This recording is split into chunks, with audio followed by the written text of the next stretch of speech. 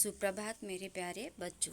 जैसा कि आप सभी जानते हैं कि हमारा जो रिवीजन है वह भी चल रहा है, जिसके अंतर्गत हम प्रश्नों के उत्तर कर रहे हैं। तो प्रश्नों के उत्तर को आगे बढ़ाते हुए हमारा जो अगला प्रश्न है, प्रश्न क्रमांक 11। पेड़ ने लकड़हारे से क्या कहा? तो उत्तर है, पेड़ ने लकड़हारे से कहा कि वह बड़ा ही भूला है, वह उसे क्यों काट रहा है। जब लकड़हारा पेड़ को काटने लगा तो पेड़ ने क्या कहा कि वह बड़ा ही भोला है और वह उस पेड़ को क्यों काट रहा है। अगला प्रश्न है, पेड़ अपना खाना कैसे पकाता है? उत्तर है, पेड़ अपना खाना सूरज से प्रकाश लेकर स्वयं पकाता है। हम अपना खाना अपने स्वयं बनाते हैं और जो पेड़ पौधे हैं वे अपना खाना कैसे बनाते हैं? तो वे सूर्य की रोशनी से, पानी से, इन सभी से अपना खाना वे स्वयं पकाते हैं। और इन जो खाना पेड़ पौधे अपना खाना बनाते हैं उस क्रिया को हम क्या बोलते हैं? आपने साइंस में भी पढ़ा होगा, उसे हम प्रकाश संश्लेषण की क्रिया कहते हैं ना। चलिए आगे है, जब हम पेड़ों को नुकसान पहुंचाते हैं तो उन्हें कैसा लगता होगा? जब कभी हमें चोट लगती है तो हमें कैसा होता है? हमें दर्द होता है ना।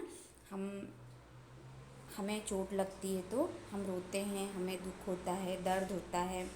तो जब पेड़ पौधों को हम नुकसान पहुंचाते हैं तो वे कैसा महसूस करते होंगे, उन्हें कैसा लगता होगा? उत्तर है, जब हम पेड़ों को नुकसान पहुंचाते हैं तो उन्हें कष्ट होता होगा, वे भी रोते होंगे। पेड़ भी हमारी तरह ही सुख दुख का अनुभव करते हैं, उन्हें भी जीवित प्राणी की तरह संवेदना का अनुभव होता है।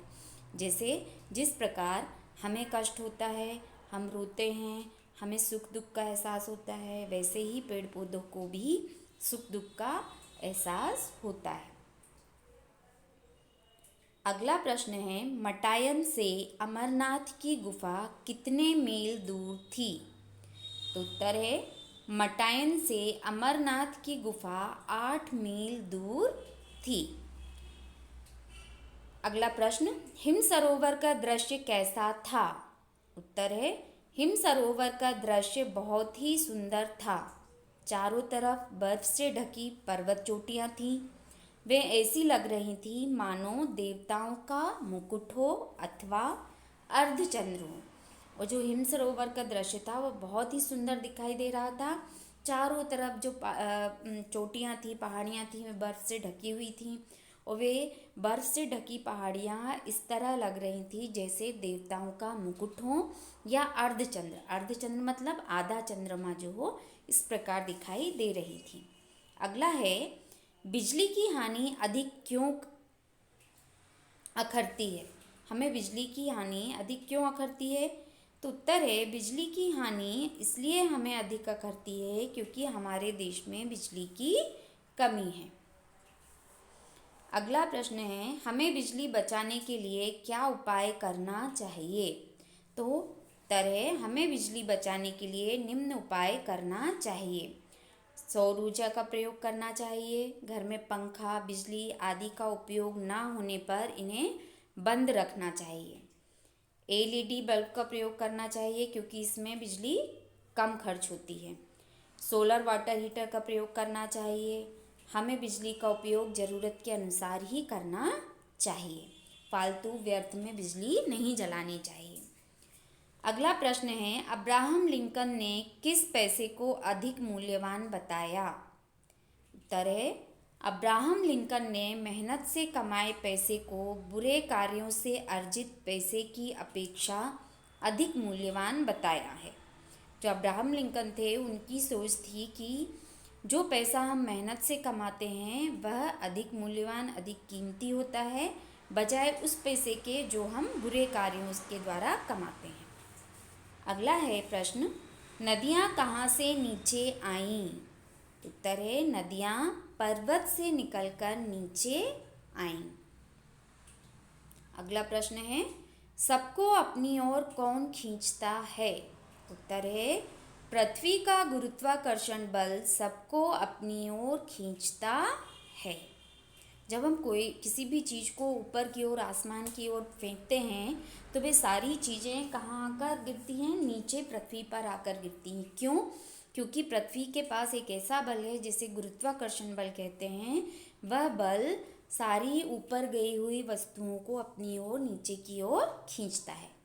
अगला है, समय को व्यर्थ क्यों नहीं गंवाना चाहिए?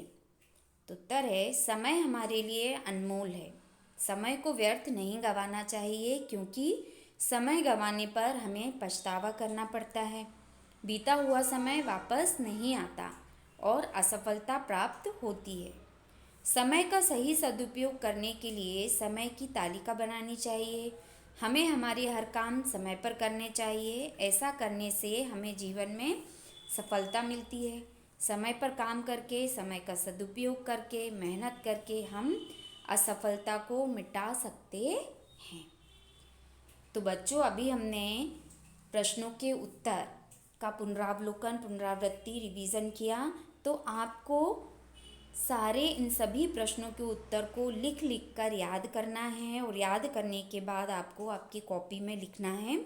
और जैसे ही आपका गृह कार्य पूर्ण होता है उसकी फ़ोटो क्लिक करके मुझे सेंड करेंगे, है ना। और मैं आशा करती हूँ कि आप सभी बच्चे अपने एग्ज़ाम के लिए, हमारा जो रिवीज़न हमने शुरू करा है, चल रहा है, आप भी मेरे साथ साथ इसको बहुत अच्छे से रिवाइज़ कर रहे होंगे, याद कर रहे होंगे और अपना कार्य समय पर पूर्ण कर रहे होंगे। और जिन भी बच्चों का गृह कार्य पूर्ण नहीं हुआ है, कार्य पूर्ण नहीं हुआ है, वे जल्द से जल्द पूर्ण करके मुझे सबमिट करेंगे। अगली क्लास में अगले चैप्टर के साथ हम फिर मिलेंगे। तब तक के लिए बाय, थैंक यू।